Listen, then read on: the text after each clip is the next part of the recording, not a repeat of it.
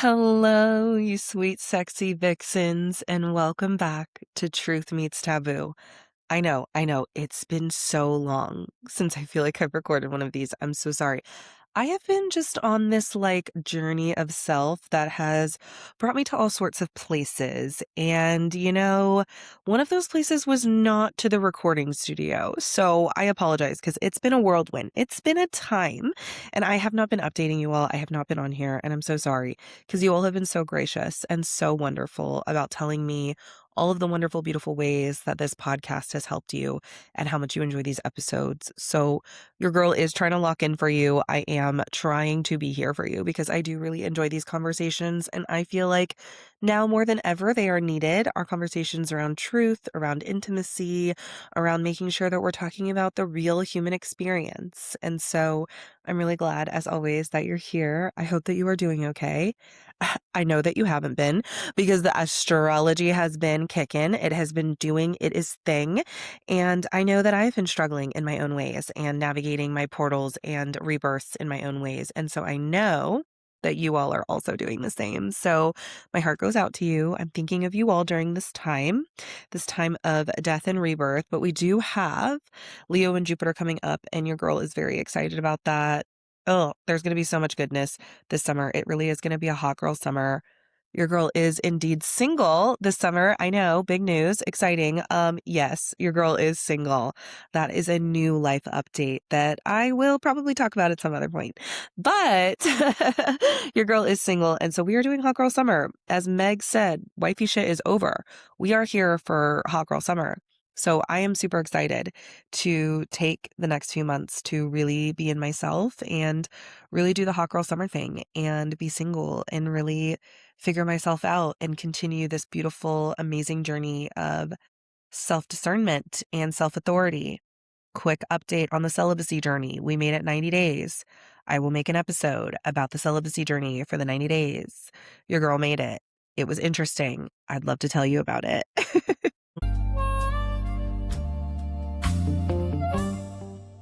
One big major thing that's been going on for me recently is that the cuddling part of my business has really been taking off. So, for those of you who are not aware, I also work as a professional cuddler and provide cuddling services as part of my somatic work. And so, if you are not familiar with professional cuddling is where you hire a professional to come in and provide cuddling services for you. What does that actually look like? It can look like a number of things depending on what you're working through or what you're working on or what you're really trying to get out of the session. I have a lot of clients who really just want to be held. They are missing that kind of touch and oxytocin release and that physical connection with another person. And so I usually come in and provide different forms of touch through holding and cuddling positions and things like that. I also have clients that come in and want to work on their relationship to touch. So maybe they haven't been touched by another person in a really long time, or they have a particular type of touch that feels particularly triggering or activating for them that they want to work on. All the sessions are platonic and fully clothed.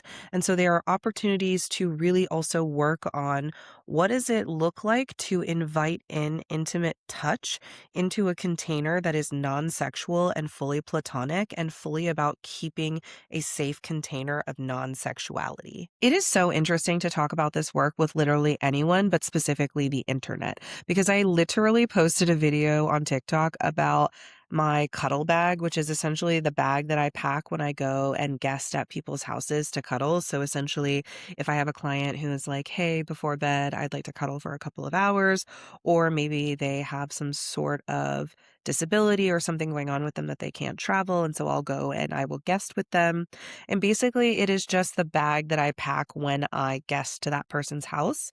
I basically went through that bag, talked about all the little things that I packed for the visit, and posted that on TikTok, and it got 4.5 million views, which feels literally insane to me. Like, I am just like, this is such a wholesome, innocent little video. I literally got to my client's house, I don't know, 10 minutes before the scheduled session. And so I was like, okay, well, I just need something to do to, just kill some time. And I basically was like, all right, I just popped open my phone, put the TikTok app up, recorded my minute and a half video, went about my day, and 4.5 million views later, I'm like, oh, we want to be talking about this. We want to be having a conversation about this. The spectrum of the conversation is very vast, right? I'm not saying we're all on the same page about this. If anything, we're actually very much all on a lot of varying different pages, which then I think speaks to the truth of projection, right? Which is how we feel about cuddling and how we feel about being touched and how we feel about platonic touch. And all of that is infused into how we orient around the idea of professional cuddling, right? Because here's the thing. The most interesting thing about that video is not me. The most interesting thing about that video is literally the comments.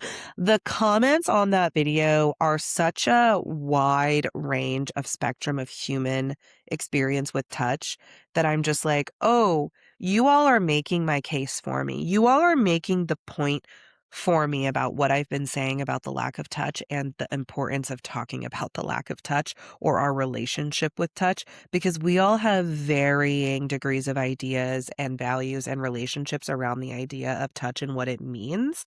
And that inherently shows up in what we think people deserve, what we think we should pay for, what we think people should have to pay for, how we feel about people who pay for these kinds of services, how you all feel about me as a person who provides these services. Because let me just tell you the amount of people that are like, oh, you're doing sex work. Like, why don't you just say that you're selling the cat?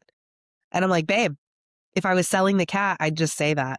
I'm like, I have a whole platform built around intimacy and sexuality and all of these things. Like, babe, if I was doing that, I'd just talk about it because I'm not ashamed. I'm not afraid. Like, you know what I'm saying? Like, I'm talking about cuddling, platonic cuddling, and I'm talking about it loudly and verbosely on the internet because y'all believe that that shit ain't real. Like, y'all really think that shit's not real. Like, y'all really in your minds are like, no, that can't be real. The idea that somebody could provide a 3-hour cuddle session, because that was the other thing, is like, this session was for 3 hours. And people were like, what? What do you mean that you are cuddling for 3 hours? Like, I could never. Like, and that's not turning into anything else. And so again, the comment section is literally just a projection of how people have internalized their relationship to touch.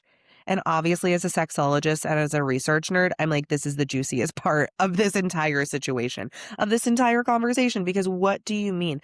The other interesting comments I was getting was the hyper focus on my safety. The hyper focus on like, how is this safe? Are you safe? Girl, are you okay? Girl, are you okay? And it's like, ooh, that is also an interesting projection of what we all think it means to be a woman, what we all think it means to be outside right now and interacting with people, how safe or not safe we all feel, how people are feeling about men right now. Like, there's just all of this projection inside this one video wrapped around this entire concept of touch and cuddle. And I think that's insanely fascinating, because what do you mean we're all that obsessed with it? Of course we are, because we're all touch starved. Mind you, remember, I made that episode last year about being touch starved as a society. And here we are, full circle in that conversation. So let's just get some of your general FAQs out of the way, because I know you all are chomping at the bit to ask me these questions because they were littered all over the comments section. The how do you cuddle for 3 hours question. First and foremost, you have to remember that for me, touch is a very healing and rejuvenating and regenerative activity.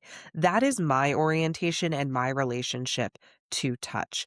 So when I'm in a 3-hour session with someone, especially a client who is wanting to work on something, who is really present to the cuddling experience, who's really not trying to cause a problem or anything, that experience is so deeply healing for me as well, and also so activating for me as a service provider, right? Like, I get to basically provide my magic and the thing that I know provides healing and care and nurturing for this person at a very high level for a period of time. And I feel very excited by that.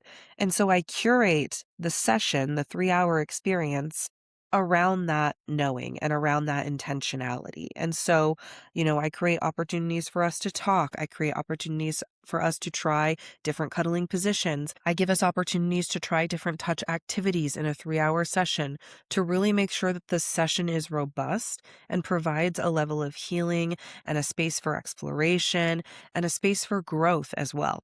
And especially for my clients who are really just looking to be held, 3 hours of being the center of someone's attention and being held for that long is so deeply satisfying and comforting. One of the funniest questions that I get is, how do you not fall asleep? And let me just say, this is actually probably one of the hardest things about professional cuddling. It is honestly so soothing for me that, yeah, I do have to make sure I'm in like a meditative state, not like a sleeping state, because it's not a nap appointment. It is a cuddling appointment.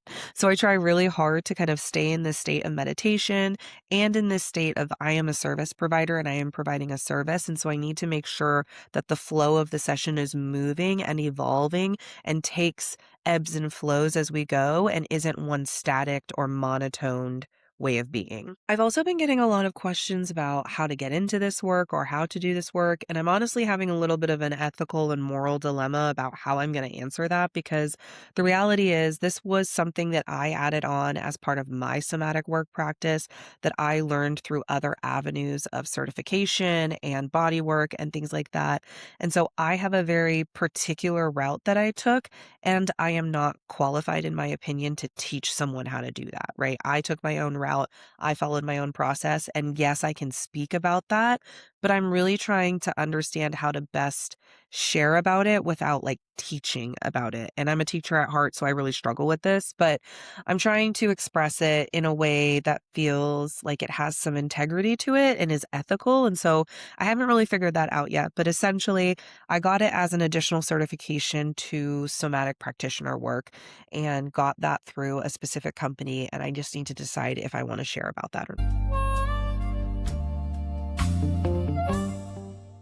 Let's talk a little bit about why somebody would come in for a session, because I think something that really came up in the comments on the video were people judging and kind of almost bashing, in my opinion, people who would hire a professional cuddler. And I think that type of societal narrative and that societal judgment and shame actually keeps more people from leaning in and hiring a professional cuddler or reaching out for this type of service if they really need it. And let me just genuinely say, I feel like services like this could literally save the world. I think that when we are held, when we are touched, when we are able to find intimate touch in a safe container, we are better off as people. We are more embodied, we are more grounded, we're happier, we're more able to deal with life's difficulties and discomforts. And I honestly think that that could reduce a lot of the rates of violence that we see, maybe even suicide. I'm not saying for sure, but I'm just saying that there is definitely some ability for platonic, intimate, safe touch to really heal the world. When I think about my clients, I think about people who are genuinely just trying to connect. People who are trying to live inside of a human body and understand that there is an innate need in that body to have touch with other human beings. We cannot fight that. There is an innate need in all of us to be touched, to be held, to feel close, to feel part of a tribe, to feel part of the group. And that extends into if we are being touched regularly or not. I've had many clients that I've worked with before who have come to me for sessions because they come from a very touch heavy family or community or culture. And then they come into this new culture that they're a part of or their work environment that's really strenuous or like something that causes them to not have the level of touch or connection or intimacy that they are used to.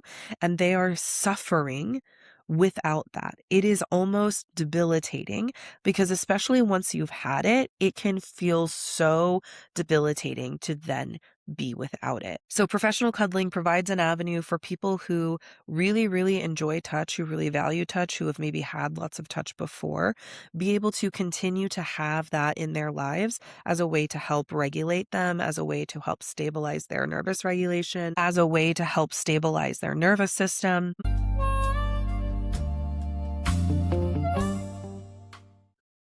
Another subset of my clients are usually clients who are trying to work on their relationship to touch. Maybe they had a harmful experience related to touch, or something happened to them that was particularly harmful related to touch. And there is something really powerful about reclaiming your relationship with touch after it's been used to harm you. Because here's the thing, touch is so deeply healing, and we are all innately aware of how healing it can be, how comforting it can be, how much it can make you feel safe. Our body begins to feel a bit of dissonance around the idea of being touched, because sometimes it feels really loving and good and healing, and sometimes it feels really harmful and scary and painful. And when we have that relationship to touch, as with many things, we're more likely to be fearful of it or avoid it if it's been painful or harmful, because something in our neural pathways has told us touch equals pain, touch equals harm, touch equals hurt. And the only way that we can really reunite our body with touch in a pleasurable and safe way is by giving our body opportunities to experience it that way. So hiring a professional cuddler gives you the container to create a safe touch environment where someone can explore being touched again or touching someone again without the stress and the fear of having their consent violated or something arising or some sort of issue happening. Every time I work with my clients, I honestly remember just how sacred touch is, not just for our own bodies, but our own understanding of self, right? When we know how we want to be touched and how we can touch other people, my client work constantly reminds me how important touch is and how important reunifying your relationship to touch is. Because here's the thing, many of us don't know how we want to be touched. We don't know what kind of touch feels good for us. We don't know what kind of touch feels bad. And we don't even want to explore the type of touch that might even make us uncomfortable. I hosted a cuddle party this past weekend, and one of the things that came up in one of the exercises is how much someone didn't like their belly touched, how much they're not used to having their belly touched, and how much shame they hold around their belly and it being touched. And through the exercises and activities we did at the party, they were able to have their belly touch and explored in a way that brought up so much release and healing for them. They were able to think about past stories, past narratives, past experiences that they had related to their belly, see the stories that they were holding on to, release those and shed those so that they could have a new relationship with their belly, and specifically a new relationship to their belly being touched. And this kind of transformation is so deeply healing and so deeply beautiful because you are basically reuniting yourself with parts of your body. We don't realize how much of our bodies we've disassociated from by not allowing people to touch them. When we don't allow people to place their hands on certain parts of our bodies, we are actually saying that part of me isn't here. That's not real. It doesn't exist. Nobody gets to be a part of that with me. That part of my body is mine and mine only. And while that is good and great for self-autonomy and discernment and agency and all of those things, what we can then do is then hide behind that as well and say nobody is allowed to touch me and go into this state of avoiding touch entirely because we don't trust ourselves to navigate safe touch. And that's why things like professional cuddling are so profound and so deeply healing, because it gives you a space and environment to actually explore these things, not just in your mind, not just conceptually, not just in the quiet of your own room, but with another person, actually having conversation, actually engaging around touch, and working through the things that are coming up in your body and being able to move through those things and heal those things so that you can have a better relationship with your body and with touch. And even if you're not feeling ready to do like a one-on-one session or hiring a professional cuddler, there is an explosion of cuddle parties happening again right now. I feel like cuddle parties were really big prior to 2020, and then COVID happened, and then obviously that kind of stopped. But I think cuddle parties are back on the resurgence, back on the rise, and I love this so much. As always, if you're near or close to Austin, please check my website because I always post my cuddle parties on there, and I would love to have you at one. Cuddle parties are so amazing because they are a group experience, and we all know I love a group healing experience. I love any type of experience where we get to all be together and get to shed layers together and be vulnerable and intimate together as it should be. We are meant to be together. We are meant to be intimate. We are meant to be in groups, healing, doing our thing. Cuddle parties are essentially an opportunity to do everything I just talked about in the one-on-one sessions with a group of people. Obviously, when you're in the space, when you're at a party, you get to decide who you interact with. So you only cuddle with and engage with touch with people that you're comfortable with at the party. Consent is super important. But let me just tell you how healing it can be, because there was a woman that came to my last party who had not shared space with men in an intimate way for over 30 years. That means she had not had men in her bed, men in her private spaces or intimate spaces. Men were not hugging her and touching her. That was not happening because she had a harmful experience related to a man 30 years ago. She found her courage and bravery and came to this party and had a transformational experience. She literally linked up with a man almost immediately. She was literally sobbing at the end at closing circle, just talking about how incredibly transformative it was for her and how the ability to be with men and be in a shared space with men where she felt safe and where she felt like she could explore touch was so deeply healing for her. And that is the power of healing in community and healing through a place of touch. Like, the closing circle of that particular party was unlike anything I have ever been a part of. There was so much vulnerability across everyone in the group, and people were just being very vulnerable about their past experiences and their current fears and how they feel like they can or cannot show up in spaces. And the way that people were just holding space for each other and reverence for each other of like their experience and what's been coming up for them, and not taking that personally and not making about fighting each other or judging each other, but really just being with each other and seeing each other and being in that place together. It was one of the most beautiful things I've ever seen. And I think that that is why I'm so deeply committed to this work and why I believe cuddling could literally change the world. So if you're someone who is really struggling with touch or feeling touch starved or really looking for some type of way to reunite your relationship with touch, I really want to recommend cuddling. And if you can't find a professional or a cuddle party in your area, consider reaching out to a friend, considering reaching out to someone in your current community and network that you trust and be like, hey, can we try some platonic cuddling? Can we try some platonic touch where we just, I don't know, watch a movie and just lay each other's heads on our shoulders or hold hands or like, can I lay my head in your lap or something where you invite in the opportunity to just have more touch. We all really need to be able to have a better relationship with touch. And the way that we have a better relationship with touch is by doing it more. I know that everybody's natural inclination is to move away from touch because we don't want to hurt anybody or harm anybody or cause any problems or violate consent. But I think that's actually creating more disconnect and dissonance for us. What I think we need to be doing is leaning more into touch consensually, asking, of course, always, but asking, making the ask. I feel like we don't even ask anymore because we're just so afraid, and the rejection sensitivity and the worry that people are going to be upset and all of that. And I think at this point, I'm just like, no, let's just make the ask. Let's just extend the offer of touch. Would you like a hug? Would you like to put your head in my lap? Would you like my arm around you? Like, opportunities to just invite in more touch so people can continue to feel safe in their bodies, safe around touch, and that our nervous system collectively can start to learn that touch is safe again. Right? We have been collectively navigating this idea that touch is not safe for a number of different reasons. And I think we need to reestablish our relationship with trust that it can be safe and that it is safe. You just have to work. And I think that this is one of the ways that we can start doing that. My goodness, my loves. I hope that you enjoyed this episode. I love you all so, so, so much. I know I've been terrible about being on here, and I promise, I will be so much better. I really want to share more with you, and I really want to chat with you more. I think I get in my head about a lot of stuff. I'm really getting over that with this hot girl summer, Leo summer. So prepare to see me more. I love you. I hope that you have a wonderful rest of your day.